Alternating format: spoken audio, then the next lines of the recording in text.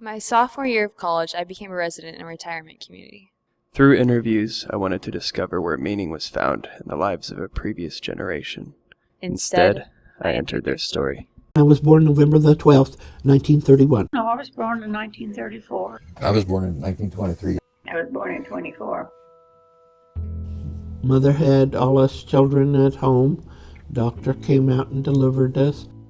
We were all born at home, no hospital. I was born and raised on a farm. Middle of the road, dryland farm. Dad always kept it up. That was a very innocent time of my life. I did not realize that it was the Depression. Everybody was poor, but we didn't know we was all poor. Dad said that he made $5 a day. And then my dad lost the farm. I mean, food was scarce.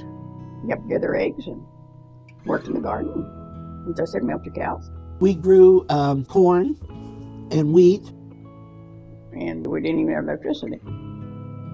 I wasn't very much for doll play. We made mud pies and playhouse, you know. We would go out in the haymow and climb up the top of the barn. I'd go real quiet across there. And I'd get to the apricot tree that was right there, and I'd skinny down the apricot tree, and I'd take off to the northeast so Mama couldn't see me. And I'd go play, play, play. I went to school at Vermont School. Country school set on a little knoll out there. Nobody had to go more than 3 miles. Well, we had one teacher that taught all the kids. I wanted to play in the big swings, run under them with the 7th and 8th graders, and I got hit on the back of the head with this swing and split my head open, you know. But that was me. I always wanted to do something above my level. We went to high school, right? Road Rural High School. Oh, there were a few sparks flying in 7th and 8th grade. I just thought she was the prettiest thing that ever came down the road. Crazy Jack Nesper. He just must not have a brain in his head. I played football in high school. And we met and danced. And sometimes we went to have Coke or coffee, went down to Agville. Well, anyway, went on through high school, and I married a high school sweetheart. But once you think you're in love, you don't think all the details. When he got his orders to go overseas is when we decided to get married. It's 1944. I was 21 years old. I was 22. I was 19 and a half. Decided on Sunday to get married on Monday, and he had to leave on Tuesday. Oh, the war was so terrible. We know about that's sailing the Battle of the Bulge, because that's when we lost so many soldiers. They were short-handed, I guess. And I was just thinking the war was over. I was ready to die. Mom came in and she said, I was going to say I was 3 months pregnant with our oldest daughter. And our next said, the war could be over with. And she said, you could have a baby by next year. And said, and you know, I started getting better right away. Because I thought I had decided I had something to live for. Our early 20s, we had 3 children. I had never given any thought really to what the responsibilities of fatherhood were. He'd been through World War II, and he had GI Bill, so he was going to school. And I had to stay home, cooking and washing and ironing and all those good little things that a housewife does. That was a packed chunk of time of my life. Then my kids were moving on and into college. So that was another transition of life, a situation I hadn't been in, well, since before I went to college, because my children had moved on. Anyway, when you're older and retired, we travel 300, maybe 400-mile days. And went on trips and traveled. And it was just so enjoyable to just spend more time smelling the roses. But our health and everything began to slow down. I had fallen on the ice at home, couldn't get up. He lost his balance and fell. I fell and broke my hip. Stumbled on a chair and he fell and broke his arm.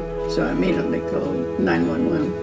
So boy, I called and said, well, Lord, I want to come as quick as possible. And I ended up here. The first thing I do when I wake up is I have to stick my finger, take my blood, take your first shot of the day.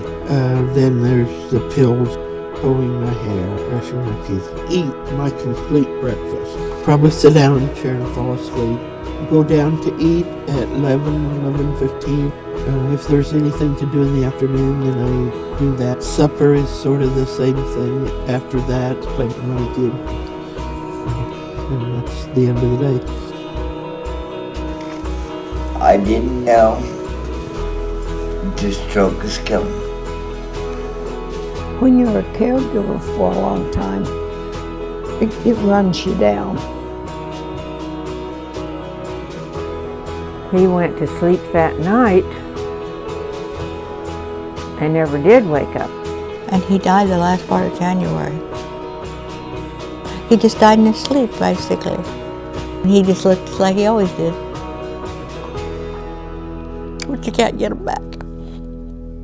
That was hard, because I really, really missed him.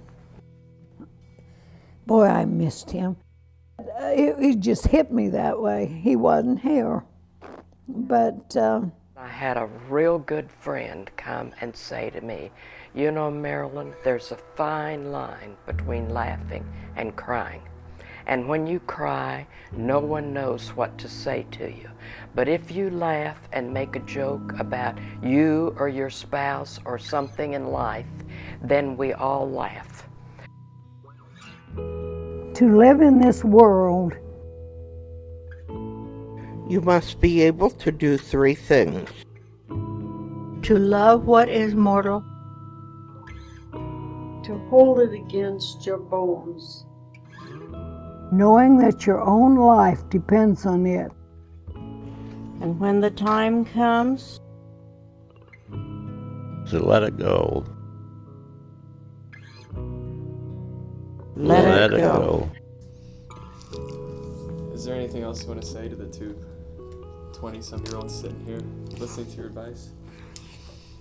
To the two 20-year-olds, I would say I would be happy if they could be my children. That I have loved them to death and they would make perfect children. At what point did you guys think you might be falling in love with each other? Silence. That came out of left field. That's funny.